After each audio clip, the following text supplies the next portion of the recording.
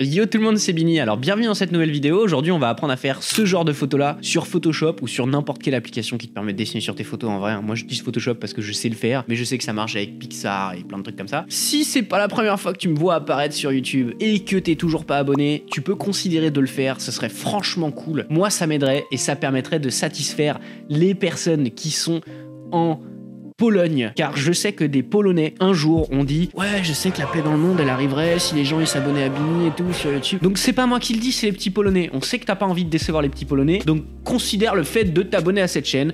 Commençons. Alors du coup on se retrouve sur Photoshop, donc la photo est ici. Avant toute chose, quand je suis sur Photoshop, ce que je fais c'est que je crée un double de l'arrière-plan, tout simplement, comme ça j'ai toujours un original. Ce qu'on va commencer par faire c'est recadrer la photo. On va mettre le roller droit, voilà.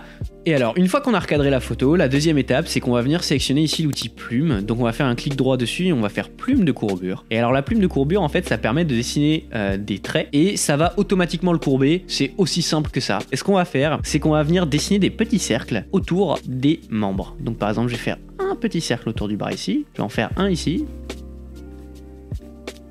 Voilà. On va en faire un ici, autour de la taille, un ici, autour des jambes. On va en faire un ici, autour du roller. Hop là! Une fois qu'on est là, on va sélectionner l'outil brosse. Donc c'est l'outil pinceau, pardon. On sélectionne l'outil pinceau avec B. On prend le pinceau et on va le mettre ici. C'est où? C'est où la taille du pinceau? Ici. L'épaisseur qu'on va choisir ici, ce sera la taille des cercles qu'on va dessiner. Je vais sélectionner un diamètre de 20 pixels environ. On va reprendre l'outil plume. On va maintenir CTRL appuyé et on va venir sélectionner tous les petits dessins qu'on a fait. Une fois que tu as sélectionné tout ça, tu vas venir créer ici un nouveau calque. Tu vas faire clic droit sur un des petits carrés.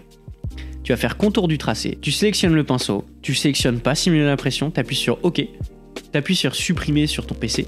Ça supprime les tracés et voilà. Tu as les cercles qui sont là. Une fois qu'on a ça, on se dit waouh, c'est claqué au sol ta technique. T'inquiète, c'est que le début. Une fois qu'on est là, on va venir créer un masque sur le calque en cliquant ici. Ça va nous afficher un masque ici.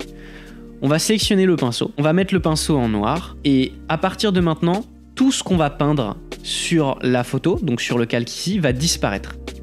Et c'est là qu'on va créer l'effet que le cercle passe derrière. Par exemple, là, sur ce cercle, je veux que ce côté-là soit devant et l'autre soit derrière. Donc ce qu'on va faire, c'est que ça, on va l'effacer. Voilà, et on a l'impression que le cercle passe derrière la main. On va faire pareil du coup avec tous les autres. Une fois qu'on a ça, on a les anneaux qui sont là. Ce qu'on va venir faire, c'est qu'on va dupliquer le calque qui est ici. Donc on appuie sur CTRL J. Une fois qu'on a les deux calques, on va sélectionner le deuxième calque. On va cliquer sur filtre. On va aller dans les flous. On va aller dans les flous gaussiens. Et on va mettre un premier flou de 10 environ. On va reprendre le premier calque. On va le copier en appuyant sur CTRL J. On va le passer au-dessus de tous les autres. On va refaire le filtre. On va refaire le flou. On va refaire le flou gaussien. Mais cette fois, on va mettre un flou à 50. Et on va reprendre le premier calque, on va le recopier, on le passe tout au-dessus des autres, on va reprendre les flous, et cette fois on va mettre un flou à 100. Ça va créer cet effet glowy, cet effet de lueur. Donc on voit que si on les désactive tous, les filtres de flou, les traits sont comme ça, donc sont très nets. Et si on les réactive, on voit qu'il y a cet petit effet de brillance. Là maintenant on va sélectionner tous les calques, donc on va cliquer sur le premier calque, on va maintenir Shift, on va appuyer sur le dernier, on va les grouper dans un petit dossier, histoire que ce soit un petit peu plus organisé. On va l'appeler la clé C. L'organisation. Hop là. On va sélectionner la clé c'est l'organisation, on va appliquer un masque dessus. On va reprendre notre pinceau noir, on va mettre la dureté à 0%. Et ce que ça va faire, c'est que maintenant, si on efface, en fait, on efface directement tous les petits cerceaux. On va venir sur le masque qu'on a fait sur le groupe, repasser là où les cerceaux passaient au-dessus, puisque ça laisse un petit artefact quand on fait tout ça. Donc on repasse comme ça au niveau de là où il y avait les premiers traits pour effacer un petit peu les lueurs du flou.